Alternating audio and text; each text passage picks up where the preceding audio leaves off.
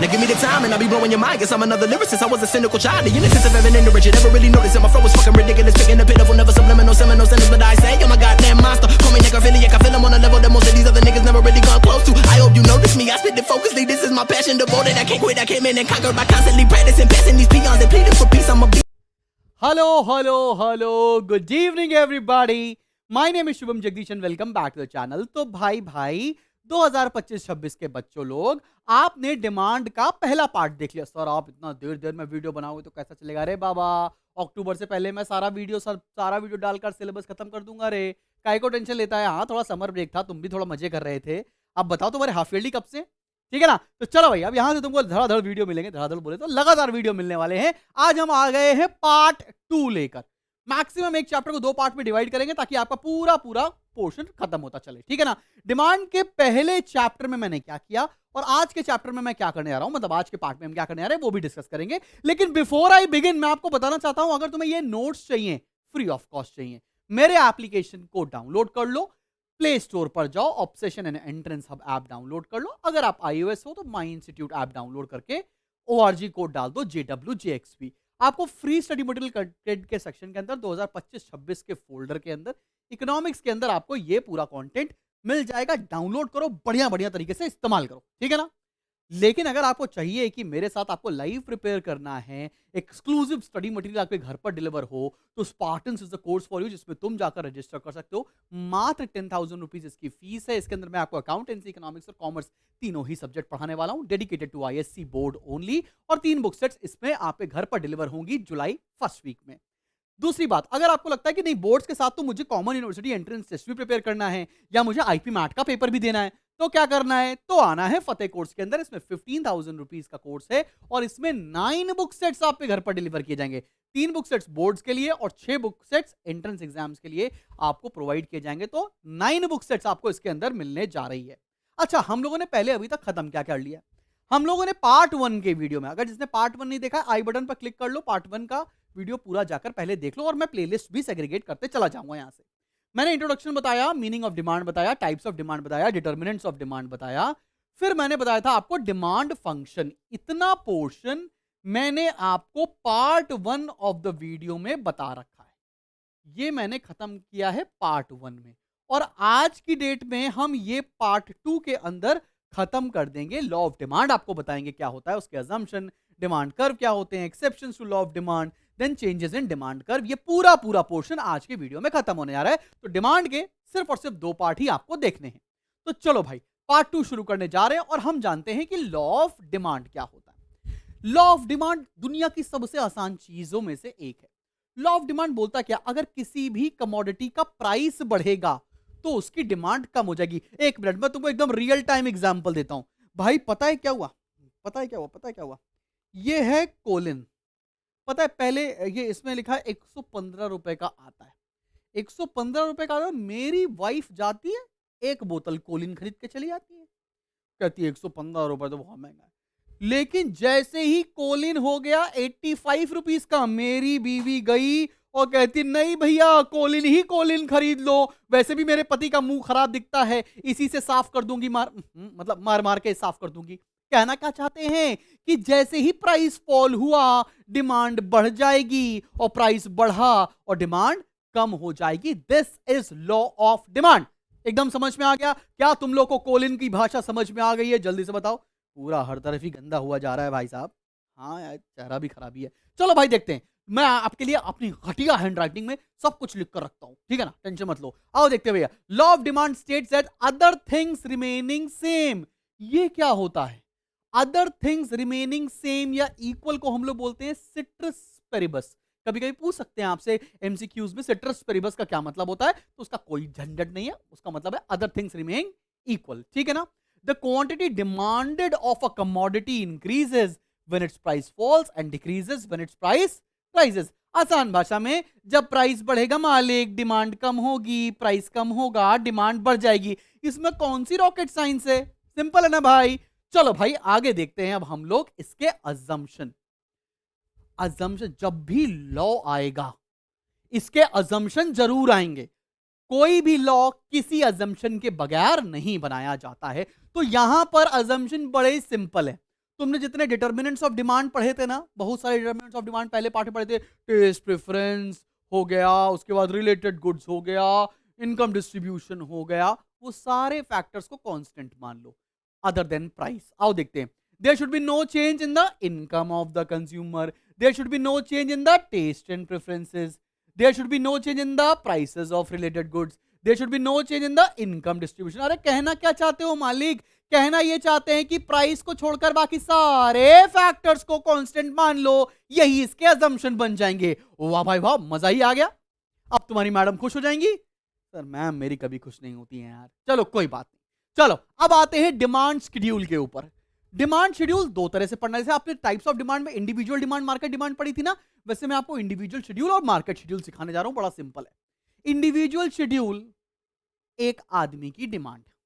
अब जैसे मान लेते हैं ये एक लड़का देख रहा है, उसका नाम है राहुल। राहुल नाम के लड़के तो बहुत ही फ्लैम्बॉयंट होते हैं। अब राहुल तुम समझना, राहुल अगर तुम अपनी पहली गर्लफ्रेंड की डिमांड को बताओ, मतलब इकलौती गर्लफ्रेंड की डिमांड अगर आप यहां पे लिखो, ए मतलब अंकिता, तो अगर एक गर्लफ्रेंड की डिमांड है तो उसे क्या बोलेंगे? Individual demand. तुम्हारी बहुत सारी गर्लफ्रेंड्स की डिमांड को ऐड कर देंगे तो मार्केट डिमांड। सर कैसे पढ़ा रहे हो सर, बिल्कुल अच्छा तरीका नहीं है ये। अरे हाँ बाबा, लो सिंपल करते हैं। एक बंदे की डिमांड इंडिविजुअल डिमांड, बहुत सारे बंदों की डिमांड को क्लब कर दिया जाएगा तो मार्केट डिमांड बन जाएगी। Easy easy sir, it's easy easy, okay easy easy. समझ में आया कि नहीं आया? चलो भैया आओ जरा देखते हैं। अगर प्राइस 100 है, डिमांड 500 हो सकती है, कोई दिक्कत वाली बात नहीं है। और प्राइस फॉल हो गया, डिमांड बढ़ गई। Simple simple. फिर मार्केट डिमांड कैसे लिखेंगे? ए की डिमांड, बी की डिमांड, इन दोनों की डिमांड को ऐड कर दो तो मार्केट डिमांड बन जाएगी। ए की डिमांड थी 500 और 1000, बी की डिमांड थी 1000 और 2000, तो मार्केट डिमांड कैसे बन जाएगी? 500 प्लस 1000 1500, 1000 प्लस 2000 3000। क्या बात समझ में आ रही है? राहुल भाई तुम्हें तो अच्छे तरीके से समझ में आ रही है ना। अगर इसी बात को डायग्राम से बता दिया जाए तो उसे बोल जाएंगे इनके कर्व्स बना देना। ठीक है ना? आओ जरा देखते हैं, आओ जरा देखते हैं। पहले मैं आपको इंडिविजुअल डिमांड के कर्व बनाकर दिखा देता हूं। इंडिविजुअल डिमांड तुम चाहो तो मेरे साथ साथ बना सकते हो, ठीक है ना? चलो भाई इंडिविजुअल डिमांड बना देते हैं। यहां एक्स एक्सिस ओरिजिन, वाई, यहां पर प्राइस, यहां पर है quantity demanded of A. Quantity demanded of A. Quantity, इसका शेड्यूल क्या था भैया? 100 और 50 और 100, 500 और 1000। पहले डिमांड, पहले प्राइस था 50, फिर प्राइस हो गया 100, डिमांड थी पहले 500, फिर डिमांड बढ़ के हो गई 1000। 100 पे कितना था? 500। 50 पे कितना हो गया? 1000। ये जो डिमांड कर्व बना है ना मेरी जान, इसको क्या बोलेंगे? Individual demand curve. ठीक है? क्या मार्केट डिमांड कर्व भी बनाया सकता है? हाँ भाई मार्केट डिमांड भी बना दो। मार्केट डिमांड कर्व कैसे बनाएंगे? पहले ए की डिमांड, फिर बी की डिमांड, फिर मार्केट डिमांड। मैं थोड़ा छोटा छोटा बना दूं, चल जाएगा? ए की डिमांड, फिर ये बी की डिमांड, फिर यहां पर मार्केट डिमांड। थोड़ा सा इसको खिसका देते हैं इधर। ये लो भाई, ये हो गया market demand. X axis origin, Y axis, लो भाई, और X axis origin, Y axis. यहां पर हम ए की डिमांड बनाएंगे, यहां पर बी की डिमांड बनाएंगे, फिर मार्केट डिमांड। तो यहां क्या लिखेंगे? Price quantity demand of A. फिर यहां लिखेंगे price quantity demand of B. फिर लिखेंगे प्राइस, और यहां क्या आ जाएगा? Market demand. बोले तो ए प्लस बी का डिमांड। ठीक है ना भाई? प्राइस कितना है? 50 और 100। प्राइस है 50 100, 50 100। प्राइस कितना है? 50 और 100। अच्छा, ए की डिमांड कितनी थी? 500 और 1000। तो पहला ये पॉइंट, दूसरा ये, ओहो एक सेकेंड, माफी, 100 पे थी 500 और 50 पे थी 1000। तो ये बन गया पहला डिमांड कर्व। ये बन गया मेरी जान पहला डिमांड कर्व। ये डिमांड कर्व किसका है? ए का। अब बी का डिमांड कर्व बना दूं ना। बी का डिमांड में क्या होगा? बी की डिमांड थी 1000 और 2000। चलो भाई 1000 और 2000, इनका भी बना देते हैं। 100 पे थी 1000, 50 पे थी 2000, इनका भी डिमांड कर्व बना दिया भाई। लो ये भी डिमांड कर्व। अब तुम देखो मेरा थोड़ा स्ट्रेट लाइन नहीं है, चलेगा, फ्री हैंड ही बना सकते हो। मार्केट डिमांड कितनी हो जाएगी भैया? मार्केट डिमांड हो जाएगी 1500 और 2000, 1500 और 2000 और 1000, 3000। तो ये हो गई पहली डिमांड कर्व, ये हो गया दूसरा डिमांड कर्व, और इसको मस्त मस्त ड्रॉ कर दो, ये बन जाएगी हमारी मार्केट डिमांड कर्व। तो अब तुम्हें डिमांड कर्व बनाने में दिक्कत तो नहीं आ रही ना? एकदम आराम से तुम प्लॉट कर सकते हो। लेकिन मैंने तुमको पहले से प्लॉट करके यहां पर दिखा दिया है कि भाई इंडिविजुअल डिमांड कर्व कैसा बनेगा और मार्केट डिमांड कर्व कैसे बनेंगे। I hope this point is clear to you. आंखों के रास्ते बिल्कुल दिल में उतर जानी चाहिए बात। सर आंखों के रास्ते तो सिर्फ वो दिल में उतरी है। अरे उसको हटाओ रे बाबा, इसको डालो इकोनॉमिक्स, 2026 में पेपर देना है ना तुमको। इस बार इकोनॉमिक्स पूरा कंसेप्चुअल है, याद रखिएगा। अब आते हैं हम ऐसे टॉपिक के ऊपर जो कि इस चैप्टर की जान है भाई, मुन्नी है इस चैप्टर का, ठीक है ना भाई। अब बात समझना, हम पढ़ने जा रहे हैं reasons for downward sloping of demand curve. भाई जो हमारी डिमांड कर्व है वो डाउनवर्ड स्लोपिंग होती क्या है, होती क्यों है, उसके रीजन पढ़ने। ये डाउनवर्ड स्लोपिंग इस एरो से देखो, ऊपर से नीचे आने वाली डिमांड कर्व मतलब डिमांड कर्व बढ़ रही है।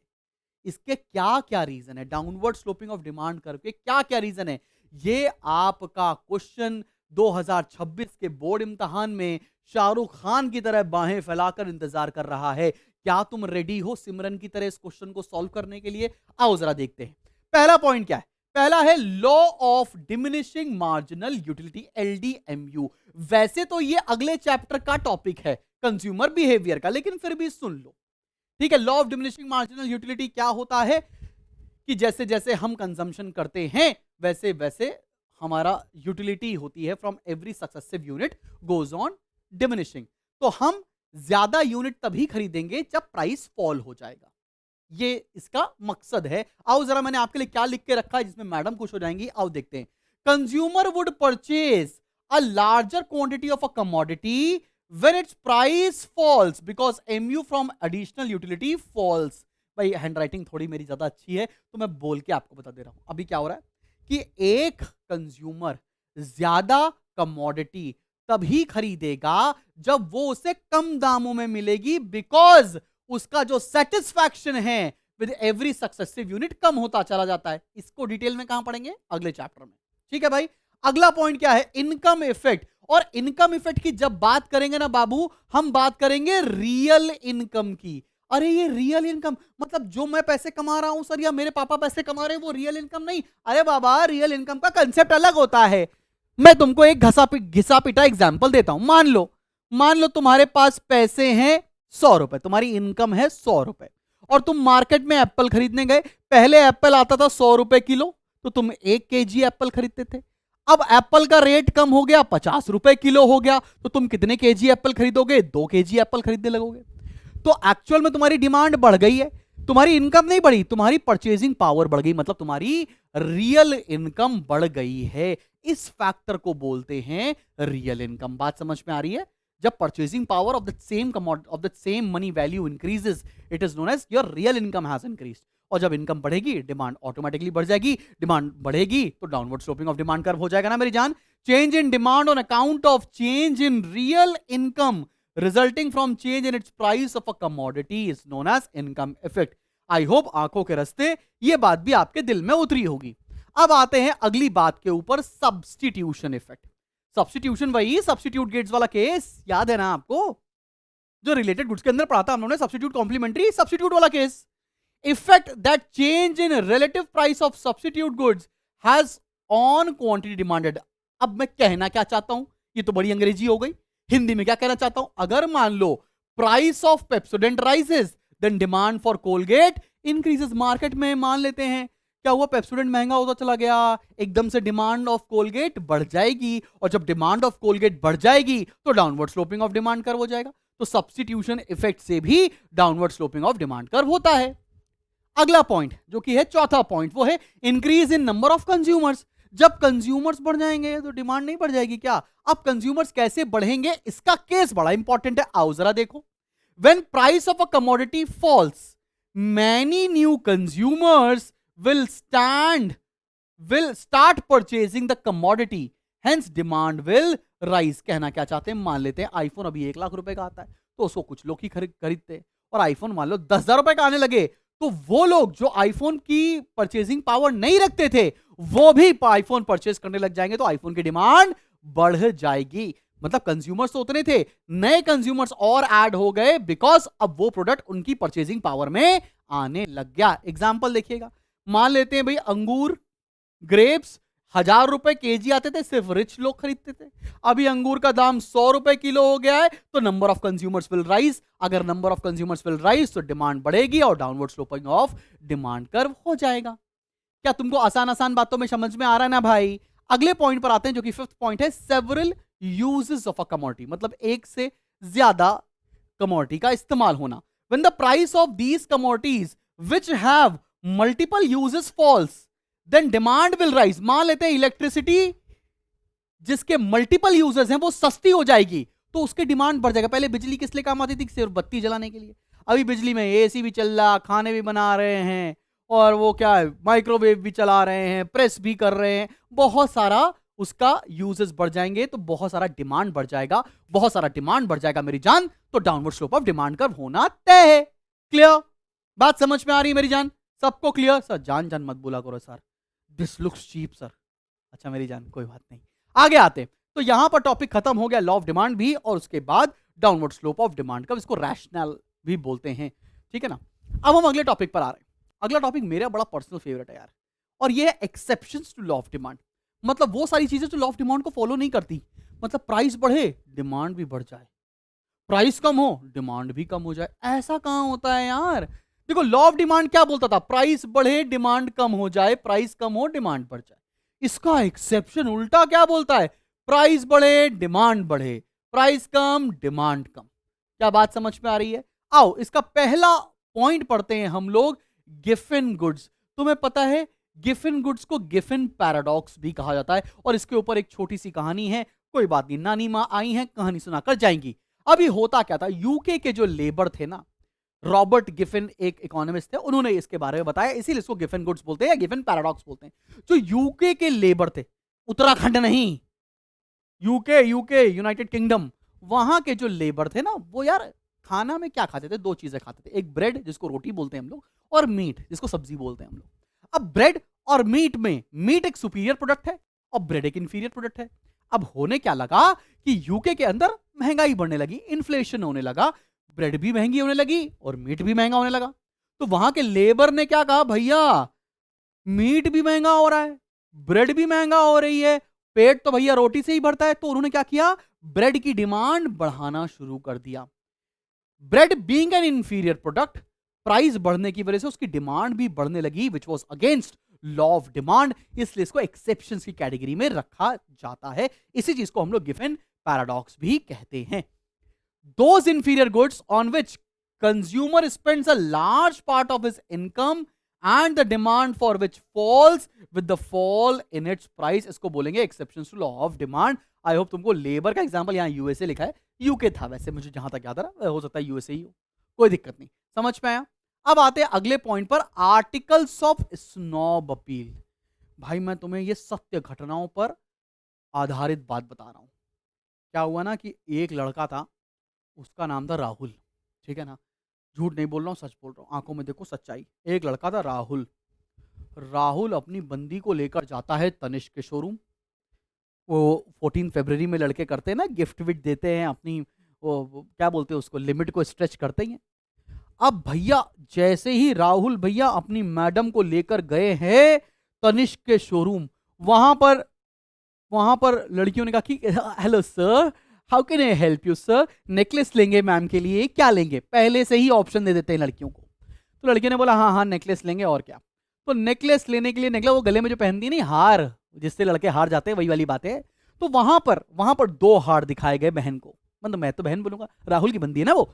एक दिखाएगा बड़ा खूबसूरत सा 5 लाख रुपए का, दूसरा दिखाया गया बड़ा एलिगेंट सा 10 लाख रुपए का। जितनी लड़कियां ये वीडियो देख रही हैं, वीडियो को पॉज करो और कमेंट सेक्शन में लिखकर बताओ तुम कौन सा हार तुमको पसंद आया, कौन सा नेकलेस तुम्हें पसंद आया, 5 लाख वाला या 10 लाख वाला? पता है ऑब्वियस सी बात है 10 लाख वाला। राहुल की बंदी को यही समझ में आया।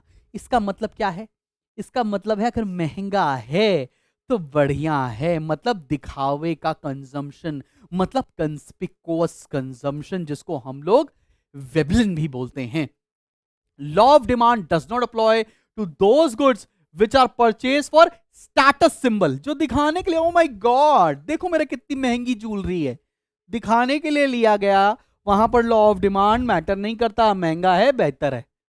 अब आते हैं अगले पॉइंट पर। अगला पॉइंट है एक्सपेक्टेशन अबाउट फ्यूचर प्राइस। अगर कोई राहुल ये वीडियो देख रहा है, थैंक यू बाद में बोलना, ठीक है, तुम्हें फेमस करने के लिए। Expectation about future prices.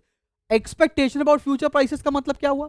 आगे आने वाले समय में प्राइस कितना होने वाला है। अगर हमें कोई ये बता दे कि फ्यूचर में आज गोल्ड का प्राइस 1 लाख रुपए, फ्यूचर में गोल्ड 75,000 रुपए का हो जाएगा, तो क्या आज हम गोल्ड की डिमांड करेंगे? नहीं, जब 75 का हो जाएगा तभी करेंगे। और फ्यूचर में कोई बताए प्राइस बढ़ने वाले हैं, तो हम आज उसकी डिमांड करने लगेंगे। कहने का मतलब क्या? If in future price will rise मोर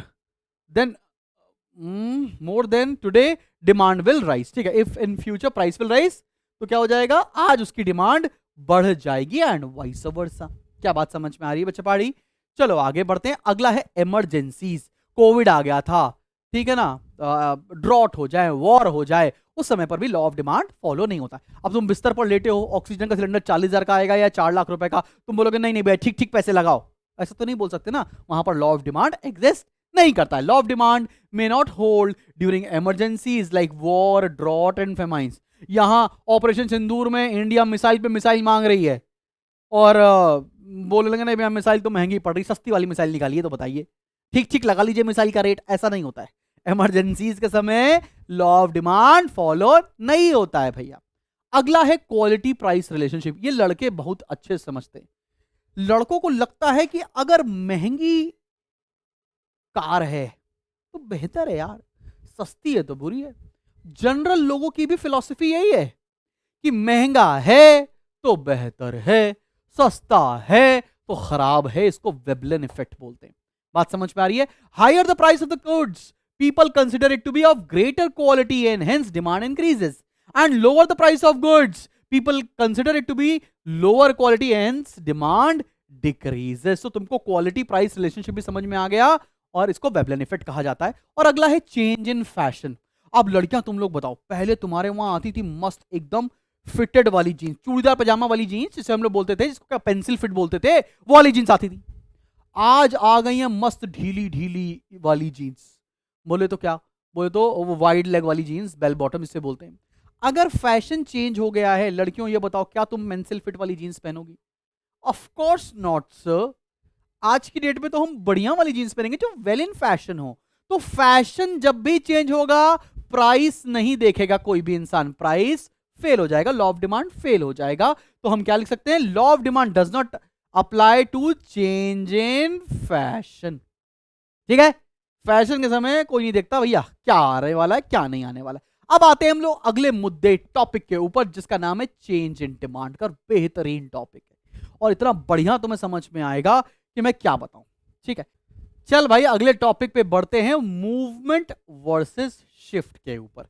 अभी ये बहुत ही इंटरेस्टिंग टॉपिक है, आप समझिएगा ये होता क्या है। मैं आपको एक एक डायग्राम डिटेल में बताने जा रहा हूं। इधर मैं लिखता हूं मूवमेंट, ठीक है ना, और मैं इधर लिखकर दिखाता हूं आपको शिफ्ट। बहुत अच्छे से समझिएगा बेटा, ठीक है ना। ये होता है चेंज इन क्वांटिटी डिमांड, ये होता है चेंज इन डिमांड। अब समझना मूवमेंट का रीजन क्या होता है। मूवमेंट का रीजन होता है बच्चा प्राइस। मूवमेंट का रीजन होता है प्राइस। और शिफ्ट का रीजन क्या होता है? शिफ्ट का रीजन होता है बेटा जी अदर डिटर्मिनेंट्स। अदर डिटर्मिनेंट्स, आसान भाषा में and not due to price. And not due to price, ये प्राइस की वजह से नहीं होता है, प्राइस की वजह से होता है मूवमेंट, और अदर डिटर्मिनेंट्स की वजह से होता है शिफ्ट। अब मूवमेंट के दो टाइप्स हैं। मूवमेंट होता है बेटा पहला एक्सपेंशन। एक्सपेंशन बोले तो डिमांड का बढ़ना, इसको कई किताबों में एक्सटेंशन के नाम से भी लिखा हुआ है, टेंशन नॉट। दूसरा होता है कॉन्ट्रैक्शन। कॉन्ट्रैक्शन का मतलब क्या होता है बाबूजी? डिमांड का कम होना। सिमिलरली शिफ्ट भी दो प्रकार का होता है। क्या क्या होता है? एक होता है राइटवर्ड शिफ्ट। राइटवर्ड शिफ्ट मतलब डिमांड का इंक्रीज होना, इसको इंक्रीज इन डिमांड भी बोलते हैं। और दूसरा होता है लेफ्टवर्ड शिफ्ट, मतलब डिमांड का कम होना, इसको हम लोग डिक्रीज इन डिमांड भी कहते हैं। एक एक करके हम पूरे शेड्यूल के साथ, पूरे डायग्राम के साथ आपको बताते हैं। आओ जरा देखते हैं। एक्सपेंशन देखते हैं बेटा, प्राइस और क्वांटिटी डिमांड, बहुत ध्यान से देखना। प्राइस 100 था, डिमांड 500 थी, प्राइस 50 हुआ, डिमांड बढ़ गई। क्या ये एक्सपेंशन नहीं हो रहा है? डिमांड बढ़ रही है। और डिमांड क्यों बढ़ती है? प्राइस जब रीजन होता है, जब प्राइस फॉल होता है। अगर हम इसका डिमांड कर्व बनाए तो आप बना सकते हो, वैसे ये तो सिखा चुका हूं ना मैं। X axis origin, Y axis यहां पर प्राइस, यहां पे quantity demand. Price 50, then 100, demand 500, फिर 1000। तो 100 पर थी 500 और 50 पर थी 1000। ये बन गया एक्सपेंशन एंड डिमांड कर्व। ये डायग्राम में एरो जरूर बनाना, ठीक है। कॉन्ट्रैक्शन क्या हो जाएगा? डिमांड का कम होना। चलो बना देता हूं यहां पर प्राइस और क्वांटिटी डिमांड। बहुत ध्यान से देखो, प्राइस पहले 50 था, डिमांड 1000 थी, प्राइस बढ़ गया, डिमांड कम हो गई। This is contraction in demand. चलो भाई ये भी डायग्राम बना देते हैं। X axis origin, Y axis यहां प्राइस, यहां क्वांटिटी डिमांड। प्राइस है 50, फिर 100, 500 और 1000। 50 पे कितना? 1000। फिर 100 पे कितना? 500। इस बार डिमांड अपवर्ड स्लोपिंग हो रही है, इसे बोलते हैं हम लोग कॉन्ट्रैक्शन इन डिमांड। क्या ये बात समझ में आ रही है? अब राइटवर्ड और लेफ्टवर्ड शिफ्ट बहुत ध्यान से देखना। अदर फैक्टर्स, प्राइस की वजह से डिमांड चेंज नहीं हो रही है, अदर फैक्टर्स की वजह से डिमांड चेंज हो रही है। मतलब प्राइस और डिमांड अगर हम देखें तो प्राइस तो कांस्टेंट है, डिमांड पहले 500 थी और डिमांड अभी 1000 हो गई। इसके पीछे तो बहुत सारे रीजन हो सकते हैं ना। हो सकते हैं कि कंज्यूमर की इनकम बढ़ गई हो, टेस्ट चेंज हो गया हो। अब इस केस में डायग्राम कैसा बनेगा? बहुत ध्यान से देखो। यहां पर प्राइस, यहां क्वांटिटी डिमांड। प्राइस तो सेम है 100, डिमांड पहले 500 थी, ये बन गया पहला डिमांड कर्व। और फिर डिमांड हो गई 1000, डिमांड कर्व शिफ्ट हो गई राइट साइड। क्या ये बात समझ में आ रही कि नहीं आ रही? सिमिलरली लेफ्टवर्ड शिफ्ट कैसे बना सकते हैं हम लोग? प्राइस और क्वांटिटी डिमांड।